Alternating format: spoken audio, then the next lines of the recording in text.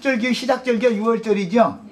예, 6월절, 무교절, 초실절, 그 다음에는 오순절, 나팔절, 속죄절, 장막절, 이렇게 절기가 7절기가 있는데 6월절과 초실절과 장막절이라고 하는 이 세 절기는 의무적으로 예루살렘 성전에 모여야 되는 거예요. 예루살렘 성전에 모여 7일을 다 지키면 좋지만 7일을 다 지킬 수 없으면 최소한의 3일은 지켜야 되는 거예요. 이건 이제 율법이다 말이에요. 자, 16절 읽겠습니다. 너희에게 첫날에도 성회요 제7일에도 성회가 되리니. 그러니까 자, 최소한 3일만을 지키고 돌아가려면 첫날부터 만 이틀을 지키든지 그 다음에 중간의 날부터 시작해서 명절 끝날 제7일날 성회로 모이는데 모이든지 둘 중에 하나는 반드시 해야 되겠죠. 첫날 마지막 날을 빼놓은 가운데 3일 지키는 건 다 의미가 없는 거죠. 다시 말씀드립니다. 성회로 모여서 랍비들한테 말씀을 가르침 받는 거는 첫날과 마지막 날 하는 거, 이것은 대회로 모인다 그래요. 나머지 절긴 날들은 랍비들이 일일이 가르치지를 않아요. 예, 자유시간을 주는 거예요. 그런데 첫날을 포함해서 3일을 하든지 마지막 날을 포함해서 3일을 하든지 절기를 그렇게 지키는 거다 이거예요. 예, 중간에 이렇게 썩 왔다가 시작도 없고 끝도 없이 그냥 가버리면 소용없다고 말이죠. 교회 생활하다 보면 시작도 없이 끝도 없이 슬쩍 왔다 슬쩍 가는 사람도 있어요, 없어요? 이 6월절이라는 건 진리가 굉장히 깊은 겁니다. 예, 이제 신약에서 이제 만찬이라고 그러는 건데, 오늘 우리가 지금 만찬이 아니라 우리는 지금 오찬 먹으러 온 거예요. 지금 우리 오찬 먹고 있죠? 예, 만찬도 먹었고 조찬도 먹고 지금 이제 오찬 먹고 있는 중이에요. 예, 그런데 이 6월절을 먹는 규례라는 건 성경에서는 너무너무 중요합니다. 이건 이제 시간이 빨리 돼서 빨리빨리 해야 되겠네. 역대하 30장에서 빨리 읽겠습니다. 이스라엘의 신앙이 퇴보하고 뒤로 물러가고 이렇게 됐을 때는 이스라엘의 제사장들이나 왕들이, 선지자들이 다 타락했기 때문에 결과적으로는 이스라엘 온 백성이 신앙이 이제 타락하게 되는 것입니다. 그러니까 그 책임은 왕과 대제사장과 선지자가 그 책임이 있는 것이죠.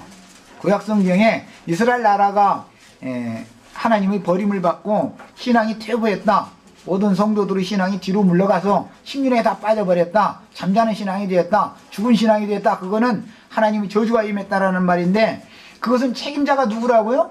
왕과 대제사장과 선지자에게 책임이 있는 것이다 이거예요. 그 세 사람에게 책임을 물을 때는 안 들어. 그래도 안 들으면은 그때는 회복할 기회가 있지만, 왕이나 대제사장이나 선지자들이 회개하고 돌이킬 줄을 모르면 그 백성들이 완전히 버림받아 버린단 말이에요. 이게 이제 하나님의 구약성경의 이제 예표입니다.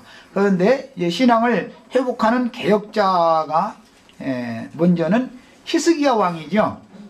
역대하 30장에서 읽겠습니다.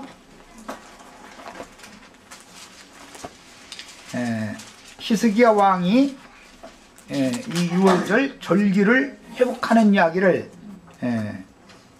29장에서부터 쭉 이제 해나가고 있어요. 그런데 우리는 13절에서부터 몇 절만 읽겠습니다. 2월에 백성이 무교절을 지키려 하여 그랬어요. 자, 원래는 6월절이 2월이 아니라, 그렇죠, 정월 14일부터 6월절이죠. 그런데 지금 히스기야는 2월에 지키게 한 거예요. 야, 이게 내용을 이제 쭉 읽자는 시간이 걸리니까 그때까지 히스기야의 선대왕 또 대제사장들 또는 선지자들이 타락하고 부패해서 하나님을 떠났을 때는 절기를 지키지 않았다 이거예요. 그러니까 이제 절기를 지키지 않고 하나님을 떠난 사람들은 회개하여 돌이키는 기간을 한 달을 미리 주는 거예요. 그래서 이제 그 29장에서는 돌이키게 하는 이야기를 계속 강조하고 있잖아요. 돌아서라, 너희가 하나님께로 돌아와라. 이제 30장에서는 준비가 다 됐으니까 지금까지 더럽혀졌던 신앙이 회개하고 돌이키는 기간이 있었으니까 원래는 정월달에 지켜야 되지만 그 정월달에 지키지 못한 사람들은 율법 민수기 9장에 의하면 뭐라고 되냐면 그때 6월절 절기를 지켜야 되는 그때 먼 나라로 여행을 간 경우 또는 사망을 당한 시체를 만진 경우 부모가 갑자기 돌아가셨다 이거예요. 시체를 만지면 부정하기 때문에 절기를 가서 6월절을 먹으면 안 되는 거죠. 또 어떤 사람은 먼 나라로 여행을 갔어. 그러면 못 지켜요. 그럼 어떻게 돼요? 그 다음 달 2월 14일부터 7일 동안을 지키는 것이 별도의 규정으로 민수기 9장에 다시 제정이 되는 거예요.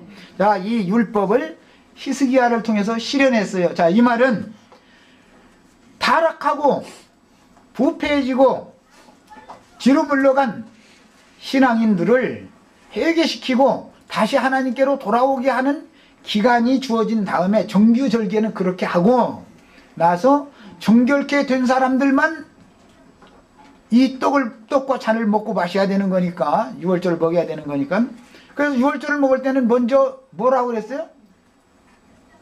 6월절 주의상에서 떡과 잔을 먹고 마실 때는 어떻게 해야 해서 먼저 자기를 살펴보고 아니 그렇게까지 얘기했는데도 왜 대답이 빨리빨리 안 나오셔.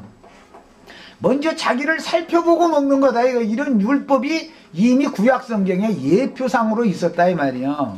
내 자신이 지금 몸은 여기 와 있지만 먼 나라로 지금 여행 중에 있든지 사망을 만져가지고 육신의 생각에 떨어져가지고 내일 기회는 갯돈을 얼마를 내가 가서 지금 빨리 집회 끝나면 가서 요걸 마련해야 되겠다라든지 누구한테 돈을 좀 빌려달라고 해야지 이러고 계속 앉았으면은 그 떡을 먹을 수가 없는 부정한 사람이다 이 말이요.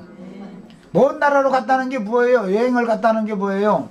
교회 생활에서 떠났다는 말이죠. 아버지 집에서 떠난 것이 먼 나라로 여행한 둘째 아들이죠. 그런 경우는 돌아와서 먹어야 된다 이 말이에요. 이제 돌아와서 돌이키고 돌아와서 아버지 집에서 먹어야 되는 거예요.